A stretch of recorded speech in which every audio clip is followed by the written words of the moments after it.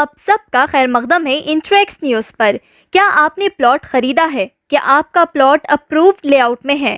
کیا ہے اپرووڈ اور ان اپرووڈ لے آؤٹ؟ اب تلنگانہ بھر میں ان اپرووڈ لے آؤٹ کے پلاٹس کا نہیں ہوگا رجسٹریشن۔ ان اپرووڈ لے آؤٹس اور پلاٹس کے لیے کرنا ہوگا LRS۔ کیا ہے LRS؟ آج ہم بات کرنے والے ہیں تلنگانہ میں لاگو کیے گئے نئے قانون LRS کے تعلق سے۔ تلنگانہ حکومت نے ریاست بھر میں غیر منظورہ، غیر قانونی یعنی ان اپرووڈ لے آؤٹس کے پلاٹ کو باقاعدہ بنانے کے لیے لے آؤٹ ریگولرائزیشن اسکیم یعنی LRS کا اعلان کیا ہے۔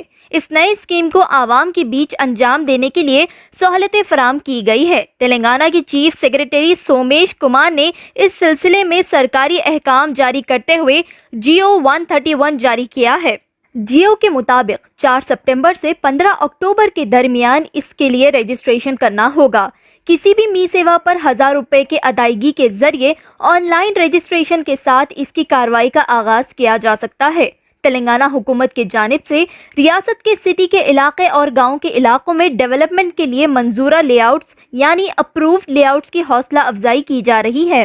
ان اپرووڈ لے آؤٹ کی وجہ سے لوکل باڈیز کو ان لے آؤٹس میں بنیادی سہولتیں مہیا کروانا ایک بوجھ بن گیا ہے، جس کے نتیجے میں ایسے ان اپرووڈ لے آؤٹ میں موجود پلاٹس کے مالکوں کو بھی کئی طرح کے مشکلاتوں کا سامنا کرنا پڑ رہا ہے۔ ایسی دشواریوں سے نپٹنے کے لیے حکومت نے یہ LRS اسکیم کا نیا قانون لاگو کیا ہے۔ LRS قانون کے بارے میں مزید جانکاری حاصل کرنے سے پہلے ہم یہ جان لیتے ہیں کہ اپرووڈ اور ان اپرووڈ لے آؤٹ کسے کہتے ہیں۔ ریئل اسٹیٹ کا جب وینچر بنایا جاتا ہے تو اس میں پلاٹس کے سائز کے حساب سے روڈز کی چوڑائی اور ڈرینیج اور پانی کی سہولت وغیرہ کی دستیابی کے لیے حکومت سے اپروول لینا ہوتا ہے۔ لے آؤٹس کے مالکوں کو ان تمام لے آؤٹس کے پلان کو دفتر میں جمع کروانا ہوتا ہے، جس کے بعد حکومت کی جانب سے لے آؤٹس میں پلاٹ کے فروخت کی اجازت دی جاتی ہے، اور جب اس لے آؤٹ میں آبادی بستی ہے تو حکومت بنیادی سہولتیں مہیا کراتی ہے۔ اجازت حاصل کرتا لے outs panchayat approved, gram panchayat approved, HMDA approved یا پھر DTCP لے آؤٹ اپرووڈ کہلائے جاتے ہیں۔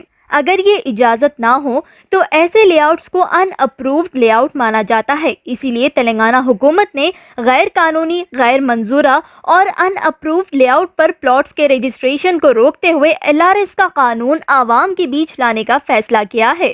تلنگانہ کے اس نئے قانون پر ریاست کے تمام اربن اور رورل کے علاقوں میں 31 اگست سے عمل کرنے کا آغاز کر دیا جائے گا۔ اسے تلنگانہ ریگولرائزیشن غیر منظورہ اور غیر قانونی لے آؤٹس رولز 2020 کا نام دیا گیا ہے۔ یہ LRS کی اسکیم ریاست بھر میں آغاز کیا جائے گا۔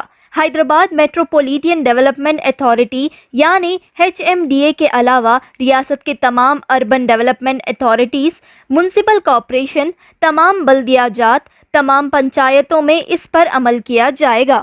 LRS کا ایک ہی مقصد ہے، ان اپرووڈ لے آؤٹس کو اپرووڈ بنانا۔ لوکل باڈیز کو یہ ذمہ داری دی گئی ہے کہ وہ اپرووڈ لے آؤٹ کے طریقہ کار کو سختی کے ساتھ قابل عمل بنائیں، کیونکہ اکثر دیکھا جاتا ہے اراضیت کے ریگولرائزیشن کے لیے صرف چند پلاٹس کے مالک ہی آگے آتے ہیں۔ اب آئندہ سے پلاٹ کے ان اپرووڈ لے آؤٹ کا رجسٹریشن نہیں ہوگا جب تک وہ پلاٹس اپروو نہیں ہو جاتے۔ اتنا ہی نہیں، ان اپرووڈ لے آؤٹ میں عمارتوں کی تعمیر کی اجازت نہیں دی جائے گی۔ تاہم ایسے پلاٹس کے مالکوں کے لیے اور لے آؤٹس کے مالکوں کے لیے 26 اگست تک رجسٹریشن کروانا لازم ہوگا۔ ریاست حکومت نے LRS کے لیے کچھ گائیڈ لائنز بھی جاری کیے ہیں۔ حکومت کی جانب سے LRS کو لے کر دی گئی گائیڈ لائنز کے مطابق ندی اور نالے مکمل سطح FTL یعنی فل ٹینک لیول، کسی تالاب جھیل کے پاس عمارت بنانے کی اجازت نہیں ہوگی۔ 10 ہیکٹر یعنی تقریباً 25 ایکڑ سے کم پر پھیلے ندی، تالاب، نالے کے 10 میٹر دور لے آؤٹس کو منظور کیا جائے گا۔ اسی طرح 10 ہیکٹر سے زیادہ ندی، تالاب، نالے پھیلے ہو تو 30 میٹر دور لے آؤٹس کی اجازت ہوگی۔ کینل اور نہروں سے 9 میٹر دور لے آؤٹس کو منظور کیا جائے گا اور نالوں سے 2 میٹر دور لے آؤٹس کو منظور کیا جائے گا۔